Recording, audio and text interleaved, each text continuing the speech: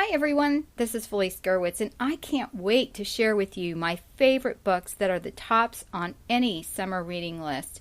No matter what your kids' ages are, and you're going to want to grab a few of these books yourselves, moms and dads. So let's get ready to learn about great books that I would recommend for your students. This is a production of the Ultimate Homeschool Radio Network. Welcome to the Vintage Homeschool Moms Show. Your host, Felice Gerwitz, is an author, a publisher, and your radio show host. She will encourage, educate, and inspire you with answers to your most pressing questions, from homeschool, marriage, parenting, and much more. Felice loves to equip moms to live a Christian life because every moment counts. Be sure to visit her website at mediaangels.com. And here's your host, Felice Gerwitz. Hi and welcome. My name is Felice Gerwitz and this is an episode of Vintage Homeschool Moms. This is actually episode 84. We're going to talk about summer reading lists, but before we get started, I want to talk about our sponsor, Media Angels. You can find mediaangels.com on the website, and there you'll find some great products, books, curriculum, digital classes that you can download and watch immediately, creation science classes, as well as government and elections and history classes. You'll also find the Truth Seekers Mystery Series there, and I'm going to talk about the novels a bit later in this show. So visit mediaangels.com and take a look. We have lots of specials weekly. And if you enjoy Vintage Homeschool Moms, there are lots of shows that you will really enjoy on this network. I want to give a shout out to Carol Topp and her show Dollars and Cents. This is a great show for the summer or really any time. If your kids are interested, or even you are interested in beginning a micro business, check out her show Dollars and Cents on the Ultimate Homeschool Radio Network. Another great show that is practical and full of family advice is with Hal and Melanie Young, and that's Making Biblical Family Life Practical. Again, find it at ultimatehomeschoolradionetwork.com. Are you thinking about going to college, or your kids thinking about going to college? There is an awesome show on this network, and that's College Prep Genius Radio Show. And that show has some amazing information about how to take the SATs, ACTs, or even graduate classes. You won't want to miss that show either. And that is created by Jean Burke, who wrote the award-winning curriculum. And it is full of amazing information. And my kids have really benefited from her course and listened to her show as part of their homeschool journey as they are preparing to go to college. Well, are you ready to get started? Today we're going to talk about summer reading lists, and it contains an eclectic assortment of summer reading books. And so when you think about summer reading, what do you think about? What are your goals? Are they entertainment? Are they educational? If you're like me, you want them to be a little bit of both, because we don't want to bog the kids down with, academic preparation, which I know a lot of schools do. But one of the things I want to recommend to you, and I will discuss this a little bit more later on as well, is having some discussion time and reading these books, especially when your kids get older, with them, so that you can have these discussions with your children, and it's really a lot of fun. And it's a different setting because summertime, is considered the lazy days of summer, where you can kick back a little bit, where you can not be so pressured that every single book has to have a book report. Definitely document that you've read these books. In fact, I have a couple of printables in episode 84, so you go to vintagehomeschoolmoms.com and scroll down and look for summer reading list as a highlight. And there you'll be able to find the printables. So one is to record books if you want to do that with your children, and the other is my list as well as a little check off, and I've broken them up into younger children, K through 3, elementary and classics, upper elementary and middle school, as well as high school and adult. And so, there are some books that are the tried and true and others that I really, really like. And I may not have time to mention everything, so if you go to episode 84, you will see there the list in detail, and you can print that out and use it with your children. So, what encourages children to have a love of reading? Maybe you're listening to this audio and you're thinking, Felice, my kids don't like to read. Well, I had kids like that, and for someone who loves to read, that was really, really hard for me. And I had to think back about when I began to love reading. And truly, as a little kid, I didn't like to read. I would rather go outside and play. I grew up with my two cousins, Sal and Joe from New York, and we were rough and tumble kids, and we were, running around and doing all kinds of things, and nobody was sitting around reading. Well, actually, Sal read. But, Joe and I thought he was a little bit weird, even though Sal was my age and Joe was a couple of years younger. And so it wasn't until about third grade, maybe second or third grade it was, that my cousin, Agatha, who was a language professor at the university in New York, took me on a shopping spree. Now, most little girls like to go shopping, and especially with their older aunt, who's like an older sister to them. But Agatha didn't take me clothing shopping, which wasn't surprising since I grew up in a household full of seamstresses.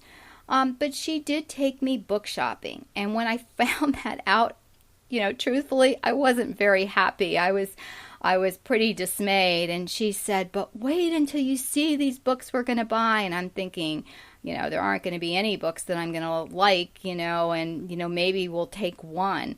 But no. Agatha walked in, and it was at a department store, and I remember walking through rows of things that I wanted to stop and look at, but I was following her. I was a little girl, and here's my cousin in her high heels, and she's taking me down all these rows and beelining it to the bookstore part of this huge store. And so we walk in, and, I see all these rows of books, it's pretty attractive, nice wooden shelves and all of these books. And she just plops down on the floor, with her little high heels and everything. And so I sit down beside her, and she starts pulling books off the shelf. Agatha didn't have any children, and she wasn't able to have any children. And later on in life, she adopted several children. But for me, I was her, her little protege, and so she couldn't believe that her little cousin didn't like to read. And so she started pulling out these books, and it was Rebecca of Stony Brook Farm, and Trixie Belden, and the Bobbsey twins, and Lassie Come Home, and Little Women, and Tom Sawyer, and the sheer volume, there were so many more, and the sheer volume of these, I think she bought me like 12 or 20 books. I don't even remember. It was in the teens at least. And she just was so excited. And each book she pulled off the shelf, and of course we moved on to other shelves, she had a little story behind it and told me enough to whet my appetite, to make me so excited about reading them and finding out what happened next. And so, she set the scene. And so parents, if you have children that are not interested in reading, not necessarily going like my cousin did and buying an overwhelming, number of books. And part of the reason I started reading them, besides her setting this scene of, I couldn't wait to get into the books, but it was the sheer volume. I was a very practical child, and I couldn't believe she spent that much money on books. So, I couldn't not read them because it would have been horrible if I hadn't. And so, as I go through and I give you my list of favorites, I'll be mentioning some more of the books that she purchased for me. But, it really does help if you make a trip of it and you go to a bookstore. It doesn't, I know bookstores are unbelievably expensive and you can get it cheaper online. But for a reluctant reader, or even a child that loves to read, every once in a while going to purchase a book at a bookstore is so much fun. And it's something that we do. You can buy or get the frequent buyer card where you get points back, and that really helps to offset that there's a little discount that goes with it. And even as homeschool moms, you can get a discount. So you just have to fill out some paperwork. And then another thing I want to talk about before I get started in the list is the whole discussion or debate over abridged or unabridged. I can't make that decision for you, but here is my thought on that. If you have a high-end reader, someone who has no difficulty reading, I definitely would go to the unabridged versions that are a little bit more true to form, especially in the older books. And then if you have a struggling reader, the abridged version is fine. On all of these topics and titles I'm going to give you, you have to look at what your worldview is, what your stance is on some of these things. For me, I stay away from a lot of the fairy tales. I did mention one, and I will give you, like Grimm's fairy tales are known worldwide. And so a lot of those, especially in the unabridged versions, are very dark, and I would not recommend those for little children. Later, that might make interesting reading where you can go through and critique. Another thing I want to share with you is how we go to the library. And it's very, very interesting to me in this day and age that we as parents have to be very vigilant. I feel, that might not be your opinion, and you might be a little bit more open on what your children are allowed to read or not read. But when we come back after this really short break, I will share with you the process that we go through when we visit the public library. We'll be right back. Hi, my name is Felice Gerwitz, and I have two very special people here to talk to you about the Truth Seekers Mystery Series. And they are my granddaughters, Emma and Samantha Moss, and they are very special because their mom wrote some books with me. Hi, girls. Hi, Grandma. So, what do you think about your mom writing some books? I think it's really cool because I like to write stories too. Well, I like to draw pictures, but I like to read too. What is the favorite part of the Truth Seekers Mystery Series? Our mom wrote them. That's very cool. Well, girls, thanks for helping me, and visit truthseekersmysteryseries.com for more information. Bye, Grandma. Bye. See you later. My name is Felice Gerwitz, and I want to introduce you to my publishing company, Media Angels. I have a heart for homeschool families, and since 1994, I have poured my efforts into creating curriculum to support teaching science, especially from a creationist worldview to the homeschool community. My curriculum was selected by Kathy Duffy in her 101 top homeschool picks. Another labor of love is a 3-book novel series specifically for homeschoolers with a creation focus, the Truth Seekers Mystery Series that I co-authored with my daughter Christina. Media Angels represents uncompromising quality, not only with books, but with an online homeschool convention and this ultimate homeschool radio network with amazing show hosts. Along with books, Media Angels has produced an American history and an American government video series, as well as a family Bible study, Homeschooling with Proverbs. It has been my pleasure to mentor countless homeschool families and missionaries worldwide. I also enjoy mentoring aspiring authors with one-on-one coaching and the Information in a Nutshell series. If we haven't met, please reach out. I'd love to help you on your homeschooling journey, or if you have a book, help you getting that into print. I can be found on social media and look forward to meeting you. You can reach me at mediaangels.com. Thanks so much, and hope to meet you soon. Well, hi and welcome back. My name is Felice Gerwitz, and this is an episode of Vintage Homeschool Moms. Today, we are talking about summer reading lists, and this is episode 84. If you want to find the show notes, I have 2 printables. One on how to record the books that you've read at the library or the bookstore, or your summer reading list. You can print that out, as well as a list that I am sharing with you today. And on this summer reading list that I am sharing with you today, I am not mentioning every single book on the list. There'll be some additional books. So you'll want to go to episode 84 and print those out. Okay, so before we took a break, I told you I was going to share how we go to the library. In the old days, my mom and dad would take me to the library and let me loose because, as I shared with you earlier, my love of reading came when my cousin bought me, 12 or 20 books. I can't remember which. I know it was in the double digit.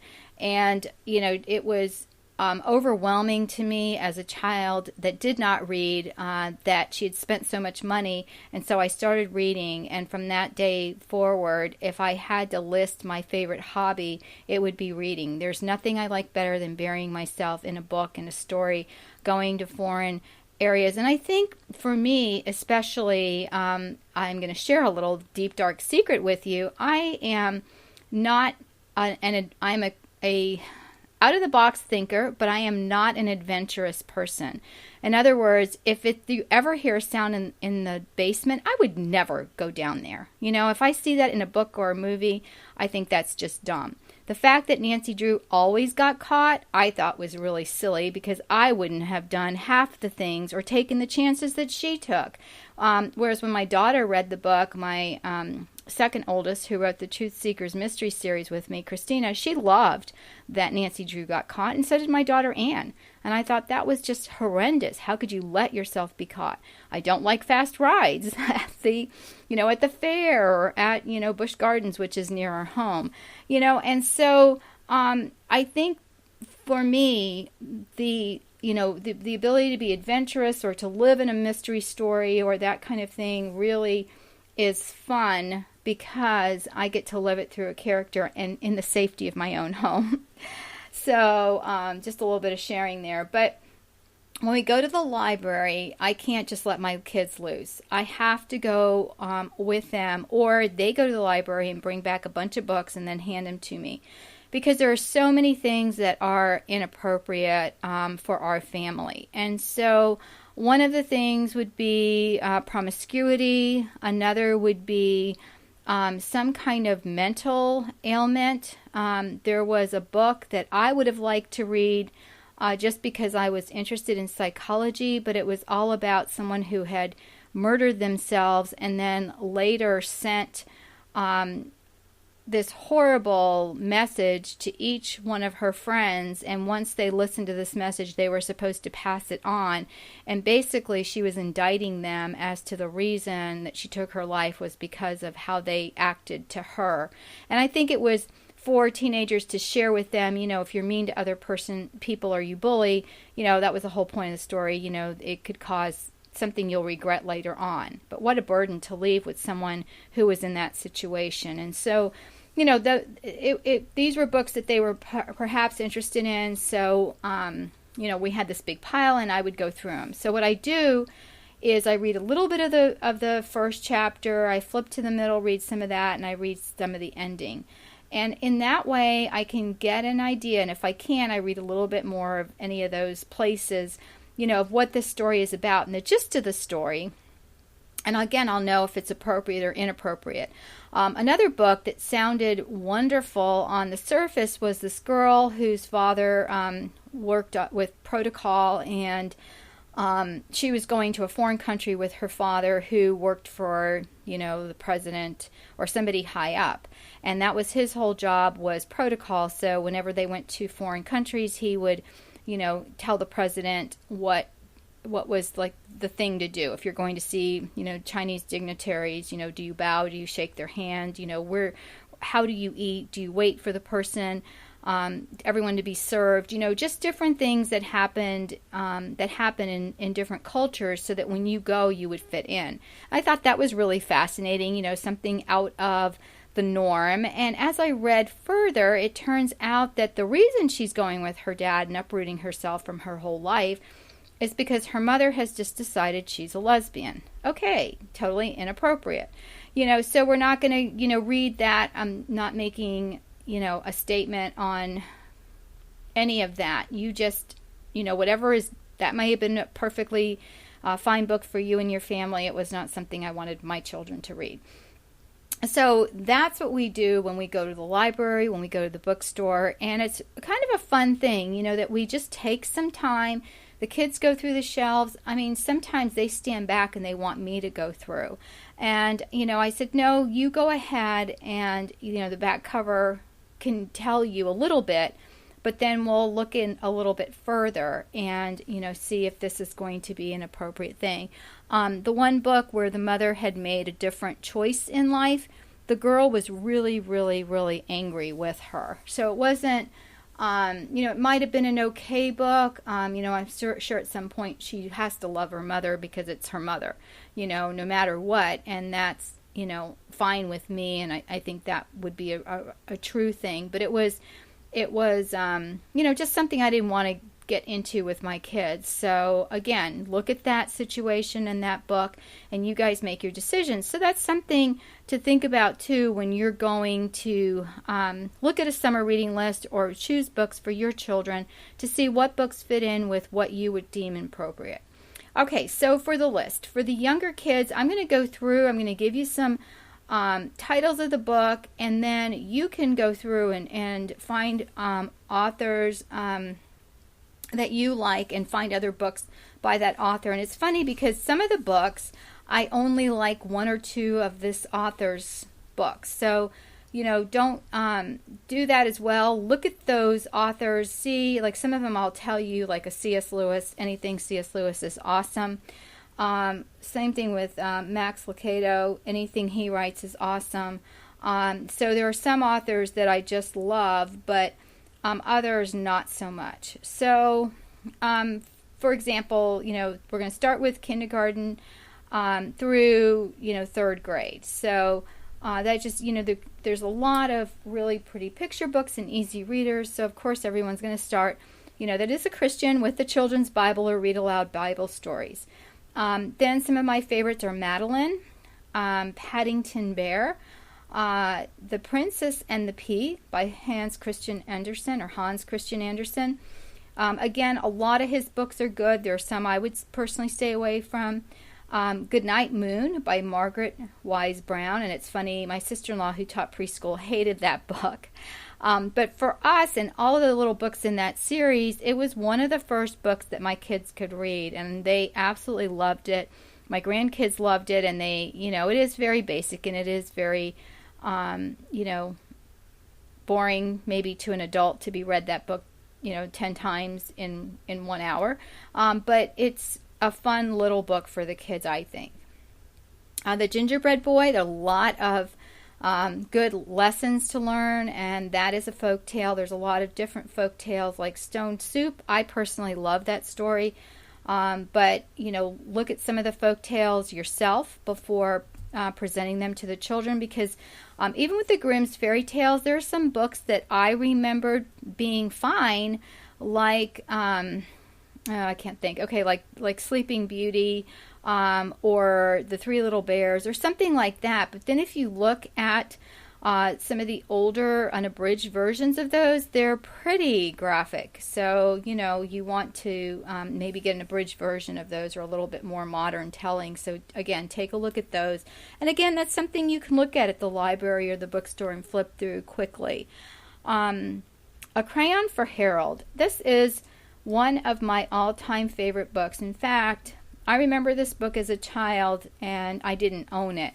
When I got pregnant with my first child, I bought the book, and then I found out there's more books in the series, yay, and bought those as well. I have to also admit that none of my kids loved that book as much as I did. I love art, and I love drawing, and to me, I thought, what a cool concept that Harold could draw, the city, and he was there. So I just love that book, and it was a favorite of mine. And my grandkids like it almost as much as I do. So finally, the next generation came along and loved it. Children of the King is a really good book by, again, Max Lucado, and he's got a ton of beautifully illustrated picture books for children, and I think we own every single one of those. A lot of favorites like Blueberries for Sale by Robert McCloskey, Little Bear by Minarik. It's Minarik. Again, it's on the handout if I'm butchering some of the authors' names. Amelia Bedelia is just silly. Some of the books can be read. They have like early readers of her book. by Peggy Parrish. And I think, it's pretty mundane and she's pretty silly, and kids like that. Curious George by H.A. and Margaret Ray. At least Curious George gets in trouble for being naughty. Again, life lessons you can talk to your children about. Nate the Great by Marjorie Charmot was a fun one, and I think she has a lot of books in that series as well. Caps for Sale is another one, and I can't even begin to tell you who that author is, so I'll let you look at the handout for that one. Noah's Ark, there's a lot of different versions, so pick out your favorite. The one I have here is by Peter Spire. It might be an older one that we had on our list. Children's Garden of Verses, I put that in the preschool area because you can read that to your children, but I also had my elementary kids read that, and that is by Robert Louis Stevenson, who of course wrote books that your high schooler, some of them that I would recommend your high schooler read. The Velveteen Rabbit, that was one of my favorites by Marjorie Williams. Another series that I never knew about until my kids were homeschoolers, and I bought the entire series at a homeschool convention one year, Billy and Blaze.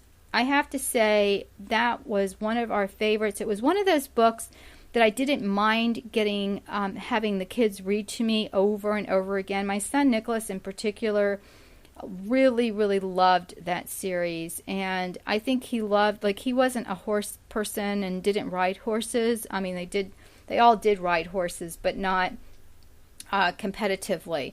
So, I think Nicholas loved the relationship between the boy and the horse, and usually it's girls and a horse, that girls love horse stories. But for him, that was an amazing series. I would recommend you buy all of those books, and they're by C.W. Anderson. And I love the illustrations, which I believe are colorized now, but they were in black and white.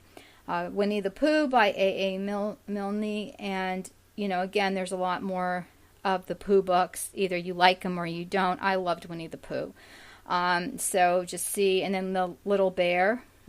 So again, look at those, see which ones you would recommend for your children, and go from there.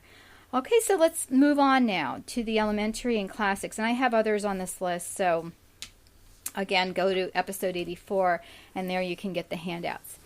Okay, so elementary and classics, the Story Keepers are awesome. That also, I believe, is a video series. But there's a book series that goes along with it, and it's by Brian Brown and Andrew Melrose. Very, very good series, and it has a lot of, it's a fiction, but the biblical content is really good.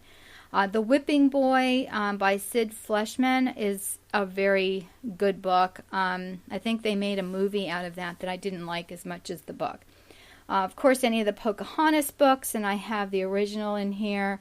There's a lot of abridged versions of that. Bobbsey Twins of Lakeport by Laura Lee Hope. I grew up reading all of the Bobbsey Twins. In fact, I still have my copies of the book, and the subsequent ones my mother bought after the first couple that my cousin, I think she bought me 1 through 3 of the series of the Bobbsey Twins, Nancy Drew, and Trixie Belden. And so the Bobbsey Twins has language that was used in the 50s, I believe, is the setting of that book, and maybe not as current as you would find today, but again, it makes a good language discussion with your children. Cul-de-sac Kids series again by Beverly Lewis, good series. The American Girl series, I'm going to give you a little heads up here, by Janet Shaw. Now, my girls loved the American Girls. They each had one doll. I only had 2 girls, thankfully, and my dad was very handy and took the American Girl catalog and created the furniture for Christina, and then got to pass that down to Annie, and now we've passed it down to the grandkids. But that is really revisionist history. A lot of it isn't quite as accurate as you would hope for an American Girl series. So I know there's another series of books, but I don't necessarily recommend them, and some people love them. that's more of a Christian bent, but my daughters found those hard to read. Encyclopedia Brown, again, this one I have to relate to my, A Crayon for Harold book. I loved it, and that was another book I bought when I was pregnant for my son, who wasn't even born yet, and I didn't know was a son at the time, by Donald Sobel. And I just loved Encyclopedia Brown because most of the time I could not figure out how to solve the mystery. But when I read it 2 and 3 times and then set it back all these years later, and I'm trying to remember, who done it, you could see the tiny little subtle clues. And I think it really teaches kids to appreciate and to listen for the clues. So that would even be one book I would read with your children, and both of you try to figure out who did it and explain why, and then look at the solution. The Boxcar Children, again, we have, I think, almost the whole series of that, and my children liked it a lot, and my niece was sharing with me some of her favorites, and that was one of hers.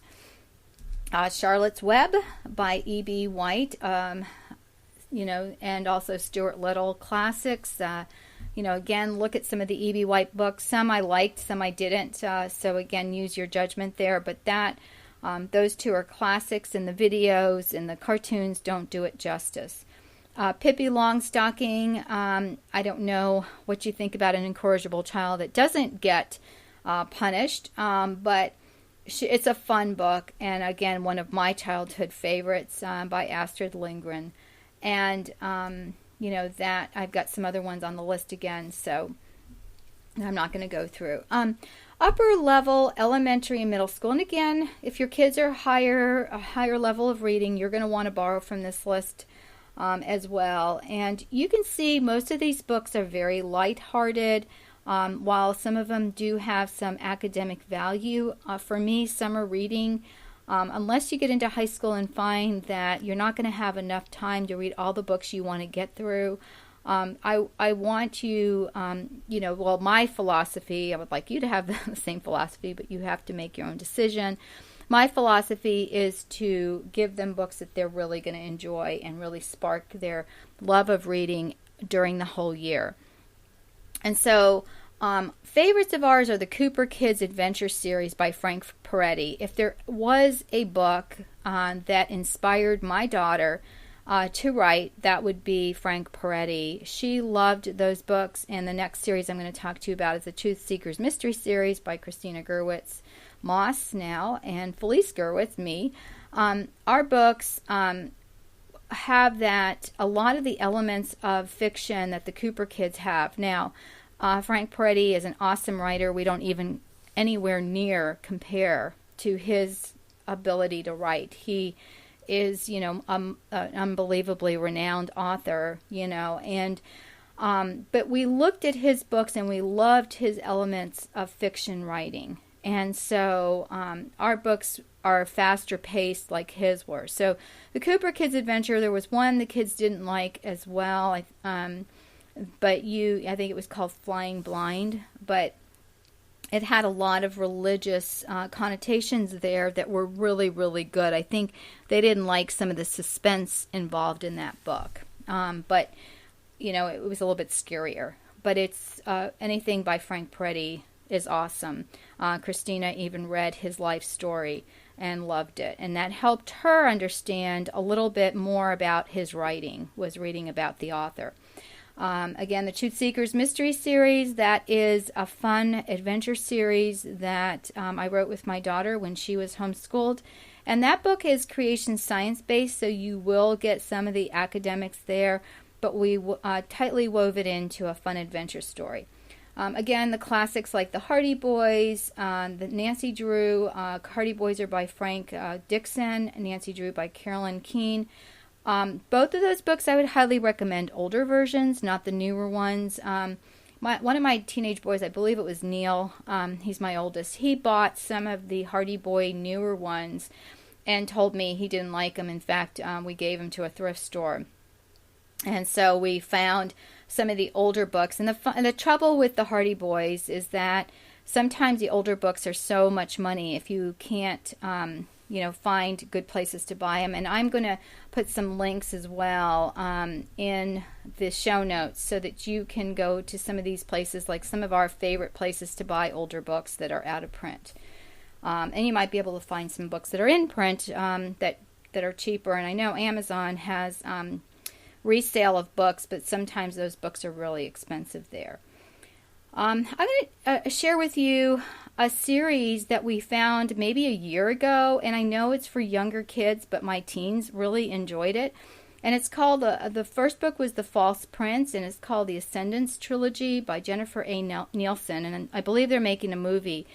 It was excellent. It was so good that I read it. One of the things I liked about it, I figured out things that my kids didn't figure it out, and I'm not going to tell you because I don't want to spoil the book for you. If you decide to read it, you can get it at the library.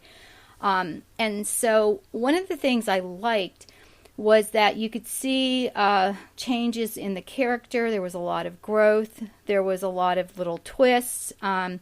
One of the things I didn't like that they liked was how smart aleck this one character was. He was funny, and the whole opening was brilliant. I had to stop and reread it again.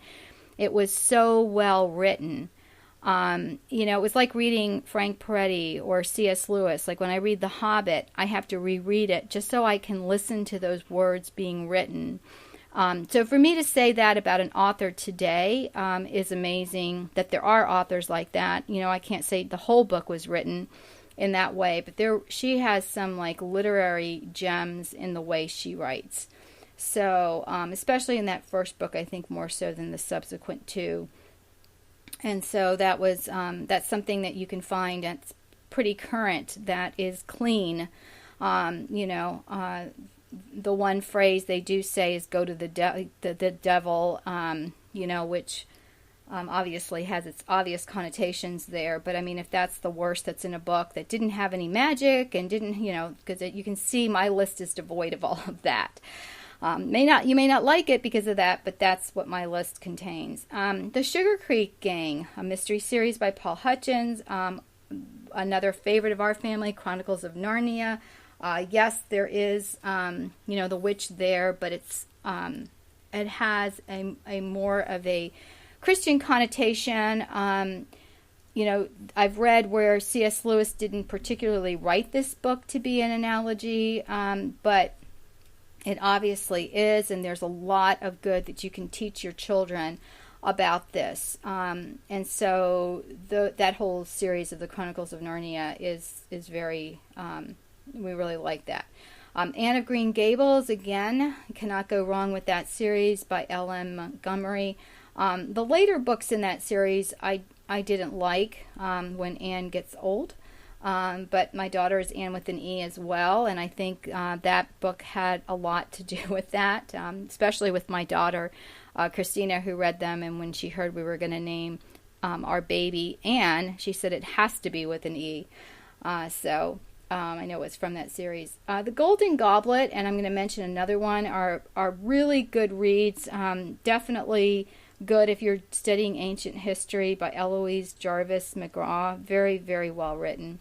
Little Women, Little Men, Louisa May Alcott, of course.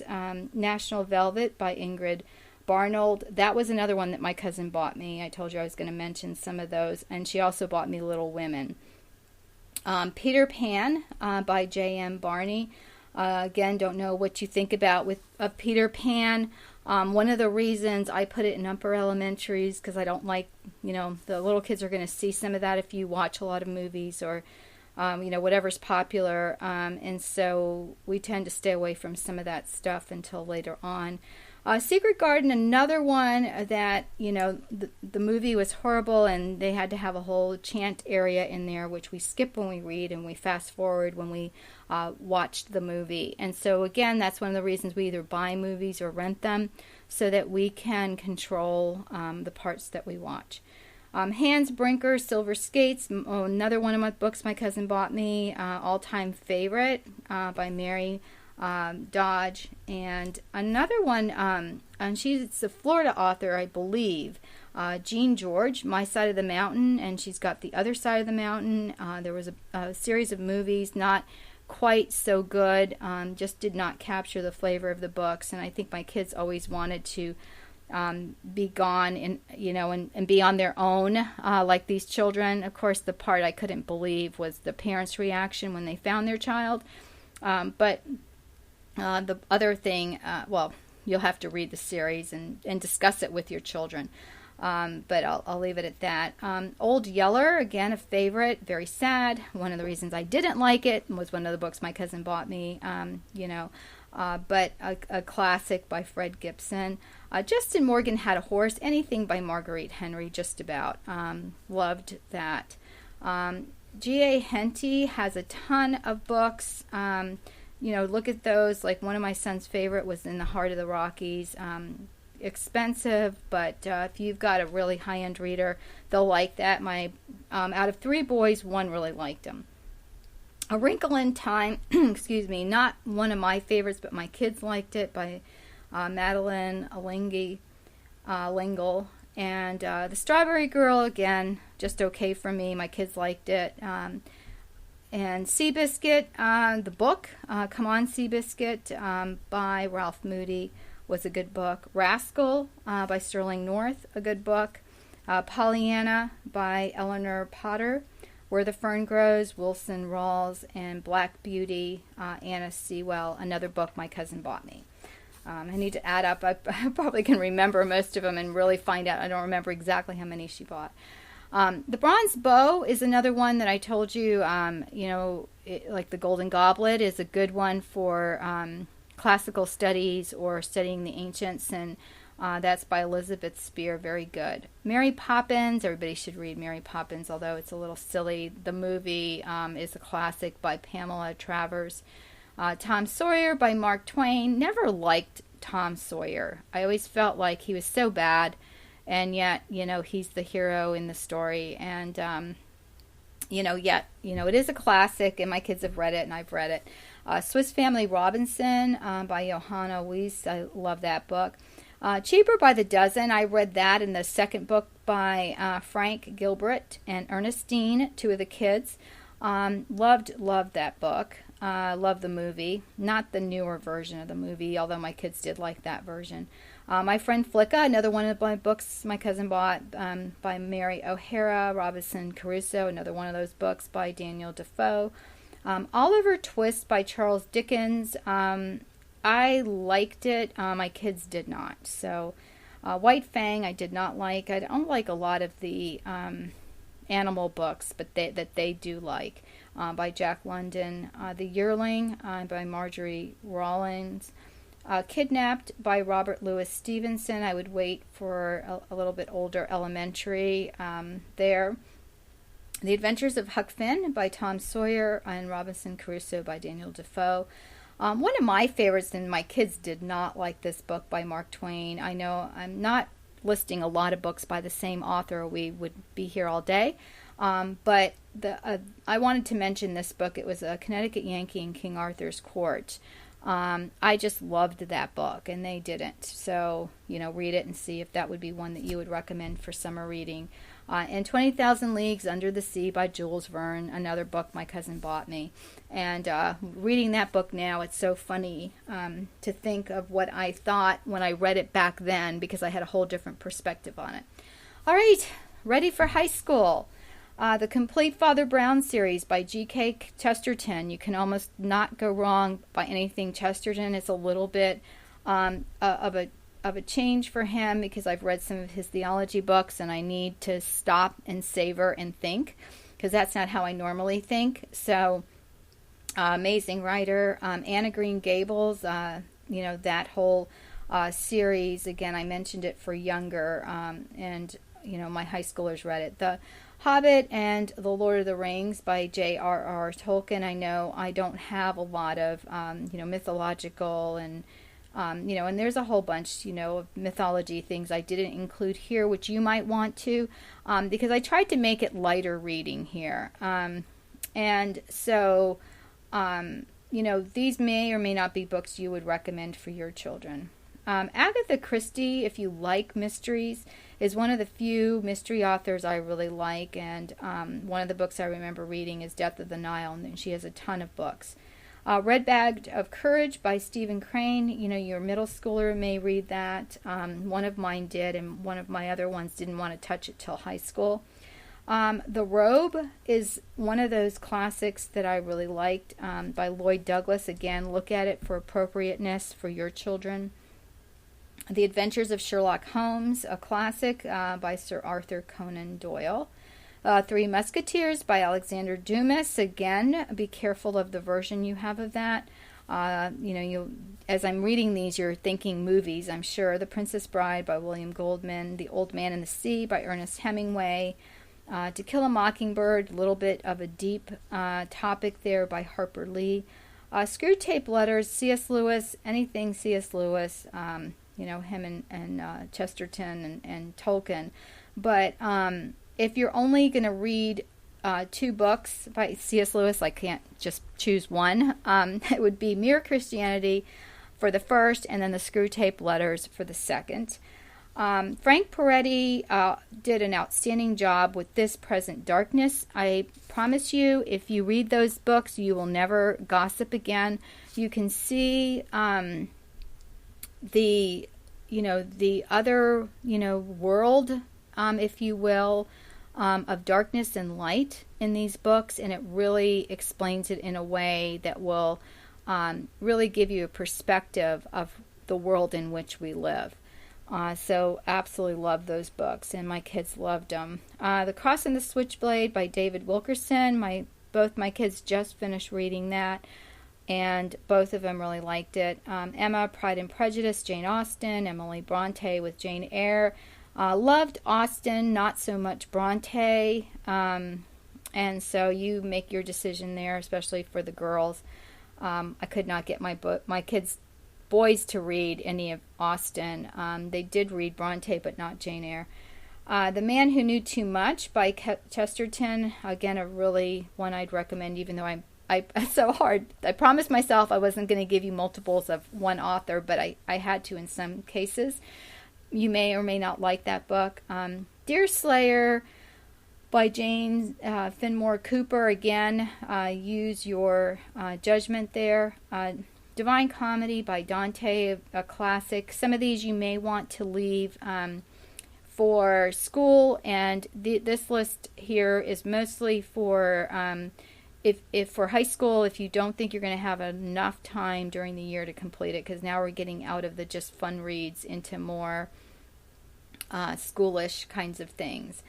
Tale of Two Cities, I tell you what, I could do a whole year on Dickens' classic there, and Great Expectation. There is just so much to teach about just life and how people react in those two things. I had my kids read Tale of Two Cities, and then after that read Animal Farm by George Orwell, which is a little bit very similar in the moral of the story, and they did a compare and contrast paper there, and it really turned out well. A lot of similarities there. The Country of Monte Cristo by Alexander Dumas. The Farewell to Arms by Ernest Hemingway. Hemingway doesn't tend to be a favorite of mine, but some people love him, and he lived in the Keys, and we've seen a lot of his stuff locally as well as in the Keys. So I gave my kids a choice of books there. Les Miserables by Victor Hugo. I really enjoyed that. Don't know that my kids liked it as well. Last Days of Socrates by Plato. They did not like that one. It's just one of those books that just gives them good experience.